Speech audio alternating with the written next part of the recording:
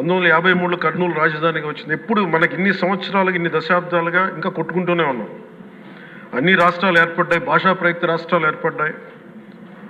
దేశం అంతా ఎవరికి రాజధాని వచ్చింది ముందుకెళ్ళిపోయారు, అభివృద్ధి చెందారు. కానీ మన ఆంధ్రప్రదేశ్కి వచ్చేటప్పటికి కర్నూలు రాజధానిగా ఏర్పడింది.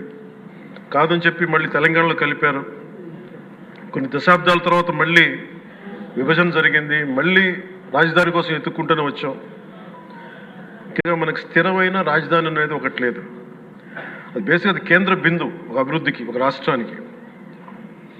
ఈసారి మటుకు చంద్రబాబు గారి ఆధ్వర్యంలో, గౌరవ ముఖ్యమంత్రి చంద్రబాబు గారి ఆధ్వర్యంలో ఇంకెప్పటికీ భవిష్యత్తు తరాలు ఇంకెప్పుడు ఏది రాజధాని, ఒక రాజధాని రెండా కాకుండా అమరావతి రాజధానిగా ఉండాలి, ముందుకు తీసుకెళ్ళాలి.